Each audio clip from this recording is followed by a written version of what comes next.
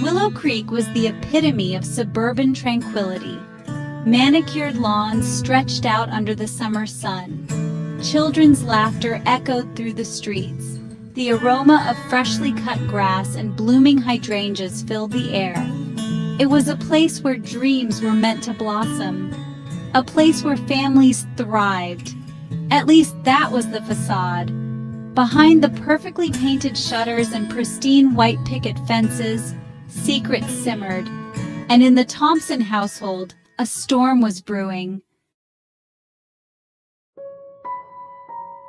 John Thompson, a successful accountant with a neatly trimmed beard and a receding hairline, was the picture of stoicism. He was a man who had built his life around numbers and precision, finding comfort in the predictability of his profession. He buried himself in his work, finding solace in spreadsheets and financial statements. The hum of the computer and the clatter of the keyboard were his constant companions, a welcome distraction from the turmoil at home. Work was his escape from the growing chasm in his marriage. Each day, he would immerse himself in the minutiae of financial reports, hoping to drown out the silence that awaited him at home. Lisa, once a vibrant and aspiring artist, had become a shadow of her former self. Her eyes, which once sparkled with creativity and dreams, now held a distant, vacant look. Confined to the role of a homemaker, she felt stifled and unseen. The walls of their home, which she had once adorned with her artwork, now felt like a prison. Her days were spent in a monotonous cycle of chores and errands, her artistic passions gathering dust in the attic. The easel, once a symbol of her dreams, now stood as a testament to her unfulfilled aspirations. Their conversations, once filled with laughter and shared dreams, had become strained. The dining table, once a place of connection, now felt like a battleground of unspoken words and unresolved tensions. Silence, heavy and suffocating, became a constant presence in their home. It was a silence that spoke volumes, a silence that echoed the distance growing between them. Resentment, like a creeping vine, slowly choked the remnants of their love. It wrapped itself around their hearts, squeezing out the warmth and affection that once defined their relationship. John resented Lisa's bitterness, her constant complaints about her unfulfilled life. He felt trapped by her dissatisfaction, unable to bridge the gap that had formed between them. Lisa, in turn, resented John's emotional detachment, his inability to see her pain. She longed for the days when he would hold her, listen to her, and share in her dreams. Now she felt like a ghost in her own home, unseen and unheard. The humid July air hung heavy over Willow Creek. The cicadas hummed their monotonous symphony, a soundtrack to the unfolding drama.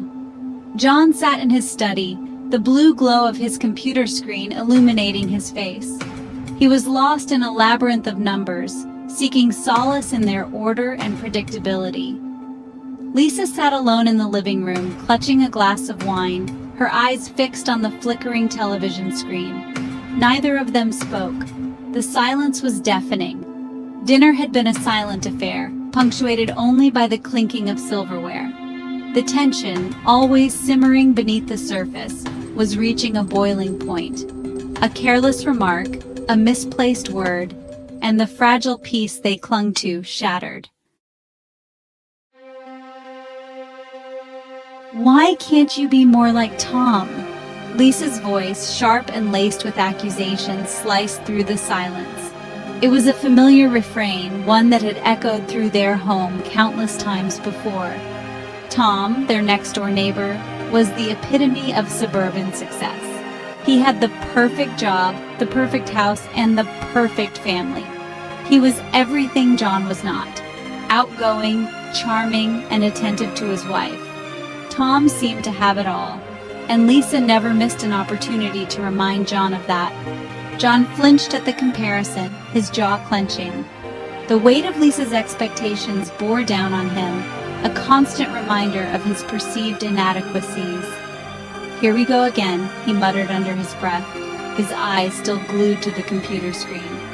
He was trying to finish a project for work, but Lisa's words cut through his concentration like a knife.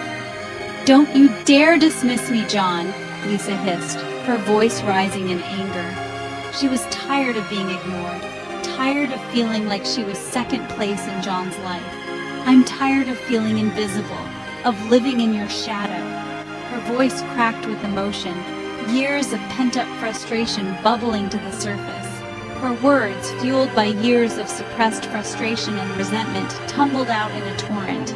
She had held back for so long, but now the floodgates were open. John slammed his laptop shut, the sudden noise startling Lisa. He had reached his breaking point, the constant comparisons and criticisms finally pushing him over the edge. He stood up, towering over her, his face contorted in anger. The tension in the room was palpable, a storm of emotions ready to explode. "I worked my ass off to provide for you, and this is the thanks I get?" His voice was a mix of anger and hurt, the years of unspoken grievances finally finding a voice. Lisa took a step back, shocked by the intensity of John's reaction. She had never seen him this angry before, and it scared her. The room was thick with tension, the air heavy with unspoken words. Both of them stood there, caught in a battle of wills, each waiting for the other to back down. Outside, the suburban neighborhood remained quiet, unaware of the storm brewing within the walls of John and Lisa's home. The battle of wills had only just begun. The argument escalated, their words laced with venom. Accusations flew like daggers, each one finding its mark. The room seemed to shrink, the air thick with rage and resentment. John, his face flushed, took a step towards Lisa, his voice a menacing growl. Fear, cold and sharp, pierced through Lisa's anger. She stumbled back, her hand instinctively reaching out to steady herself. A struggle ensued, a blur of flailing limbs and muffled cries. The sound of breaking glass pierced the night, followed by a sickening thud. Then an eerie silence descended upon the house. The only sound was the frantic chirping of crickets outside and the faint hum of the refrigerator. The neighbors, accustomed to the tranquility of Willow Creek, were startled by the sound of sirens. The red and blue lights of police cars sliced through the darkness, casting an eerie glow on the neatly trimmed lawns. Curious faces peered out from behind curtains, whispering speculations about the commotion at the Thompson house. Mrs. Henderson, from across the street, clutched her robe tighter, her eyes wide with worry. She had always suspected that something was amiss in that seemingly perfect home. Two officers, their faces grim, emerged from the house, escorting a handcuffed Lisa. Her face was streaked with tears, her clothes torn and disheveled. John followed close behind, his face bruised, his shirt ripped. A collective gasp rippled through the onlookers. The facade of normalcy had been irrevocably shattered. The following days were a blur of police interrogations, legal proceedings, and hushed whispers. The once peaceful and serene atmosphere of Willow Creek was shattered, replaced by a cacophony of rumors and speculations.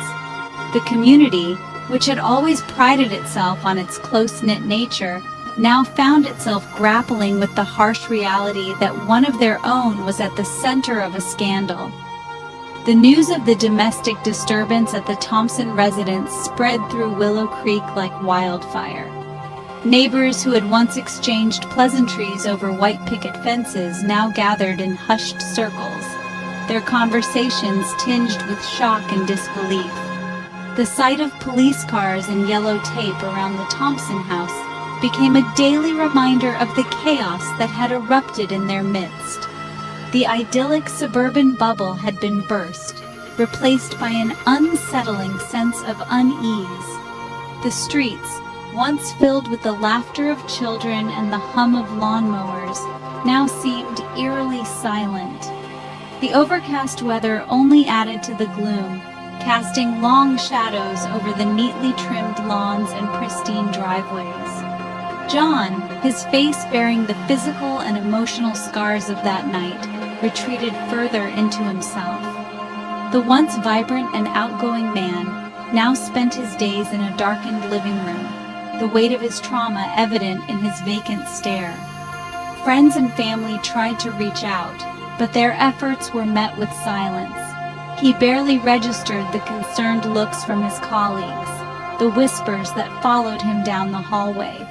At work, his performance suffered, and the once promising career he had built seemed to be slipping through his fingers. The isolation he felt was palpable, a stark contrast to the camaraderie he once enjoyed. Lisa, now facing charges of assault, was a pariah in Willow Creek. The courtroom became a battleground where her fate hung in the balance, and the weight of public opinion was heavy against her. The woman who had once been a beloved member of the community now found herself alone, her every move scrutinized and judged. The once friendly faces of her neighbors were now cold and judgmental. The whispers that followed her were filled with disdain, and the supportive smiles she once received were replaced with icy glares. The community that had once embraced her now turned its back, leaving her to navigate the fallout on her own. She was a constant reminder that behind the manicured lawns and perfect facades, darkness could lurk. The pristine exteriors of the houses in Willow Creek belied the turmoil that simmered beneath the surface. Lisa's presence was a stark reminder that no one was immune to the hidden struggles that lay behind closed doors. The weight of her actions, the consequences of that night, pressed down on her with suffocating force. Every day was a battle to keep her head above water, to find a way to move forward despite the overwhelming guilt and shame. The road to redemption seemed long and uncertain. But Lisa knew that she had to face the consequences of her actions and find a way to rebuild her life, piece by piece. The trial was a media spectacle. The prosecution painted Lisa as an unstable and violent woman, her artistic frustrations transforming into a dangerous rage. The defense argued that Lisa was a victim of John's emotional abuse, driven to her breaking point after years of silent suffering. The courtroom became a battleground, the truth obscured by conflicting narratives and societal biases. In the end, Lisa was found guilty of assault and sentenced to probation and mandatory anger management counseling. John, cleared of any wrongdoing, was left to pick up the pieces of his life. He sold the house in Willow Creek, unable to bear the constant reminders of that fateful night.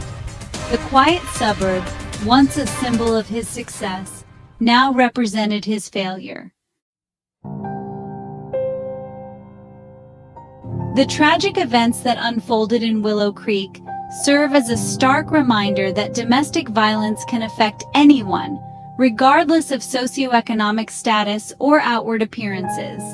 The Thompson case shattered the illusion of suburban perfection, exposing the dark undercurrents that can fester beneath the surface of seemingly idyllic lives. It highlighted the devastating impact of unspoken resentment, the corrosive nature of emotional abuse, and the urgent need for greater awareness and support for mental health issues. The whispers in Willow Creek eventually faded, replaced by the humdrum of everyday life. But the memory of the Thompsons' tragic night lingered, a cautionary tale whispered behind closed doors.